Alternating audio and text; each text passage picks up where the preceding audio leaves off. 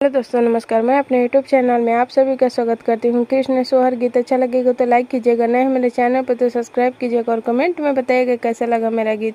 Please आप लोग support जरूर कीजिएगा मुझे।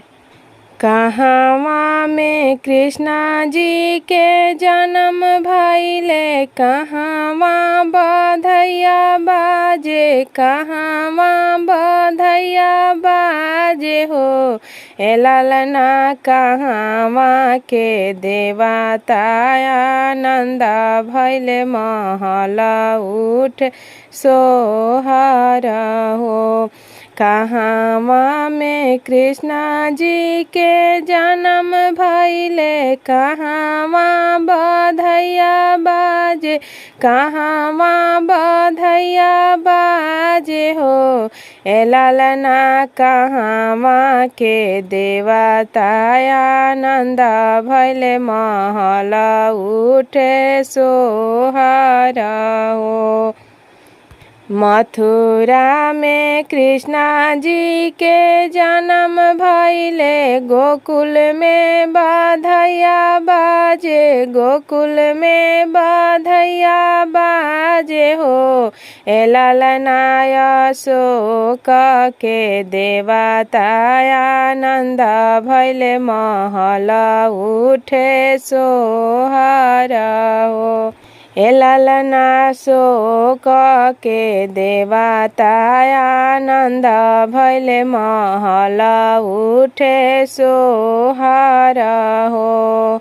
कृष्णा जी के बड़े बड़े आँखिया देखत निक लागे, देखत निक लागेला हो। आरे करेली जसोदा मैया काजल, अंगुरियो न डोलेला हो। लालना करेली जसोदा मैया काजल, अंगुरियो न डोलेला हो। कमर में शोभे कर धनिया, त पावे पए जनियानु हो। आहे ठुमुकी ठुमुकी चले कान्हा, देखत निक लागेला हो।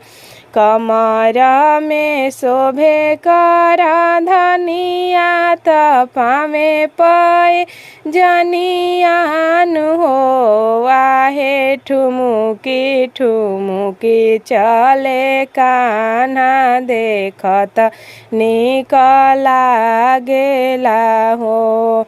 नंद बाबा खुशिया लुटावेले, जसोदा मैया गावे, जसोदा मैया गावेली हो।